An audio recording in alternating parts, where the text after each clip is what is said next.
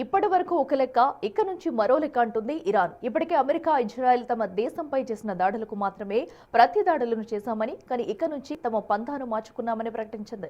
America, Israel ఆర్థిక వనరులను దెబ్బతీయడమే తమ పని అని చెప్పింది. గల్ఫ్ దేశాల్లోని అమెరికా సంస్థలను టార్గెట్ చేసుకుని దాడులు చేస్తామని తెలిపింది. అంతేకాదు బ్యాంకులకు కిలోమీటర్ పరిధిలోకి ఎవరూ వెళ్లవద్దని సూచించింది ఇరాన్.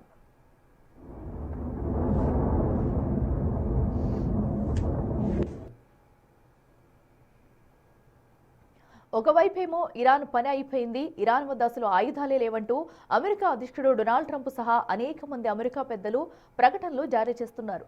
మరోవైపు ఇరాన్ మాత్రం అమెరికా, ఇజ్రాయెల్కు నష్టం చేకూర్చే వ్యూహాలు రచిస్తూ అమలు చేస్తూనే ఉంది.